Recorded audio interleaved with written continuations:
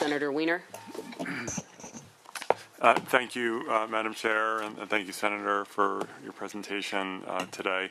I think this probably surprises no one. I'm not going to be supporting this bill today. I was the author of SB 357. We introduced that bill and advanced it, and the legislature passed it for a very specific reason. This is not the loitering law that SB 357 repealed was not your typical criminal law that if you do X, that is a crime and you are accountable for that crime.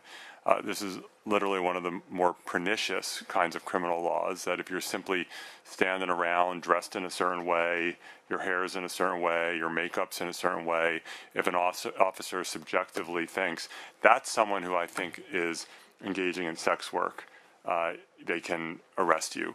I find that kind of crime to be offensive, and that's why we repealed it. And I understand not everyone agrees with me, and I respect that, but that's my perspective. I do want to, however, just say some of the what's the word, narrative around SB 357 is just blatantly false. And I say this as someone who has been around this and involved with it for a few years now. I will say that, just to give you some examples, even before this law went into effect, there were police who were telling their communities there's nothing we can do because of SB 357, before it was even in effect, while the loitering law was still on the books. That happened in my own city, where a particular captain at Mission Station, because we have some parts of the mission that are very impacted by street prostitution, and those neighbors should not have to deal with what they have to with what they are often dealing with, and the city has employed various strategies to address it, but it's been going on for decades. For decades, you can find Chronicle articles from the 1990s talking about the problems with street prostitution in this part of the mission. And yet the captain announced to neighbors it's because SB 357, which was not even in effect yet, because that's why this is happening, even though it was happening in the 1990s. It was happening before the loitering crime was created. It was happening during the decades that crime was on the books, and it continues. So it was also the case that San Francisco stopped enforcing that loitering law years ago.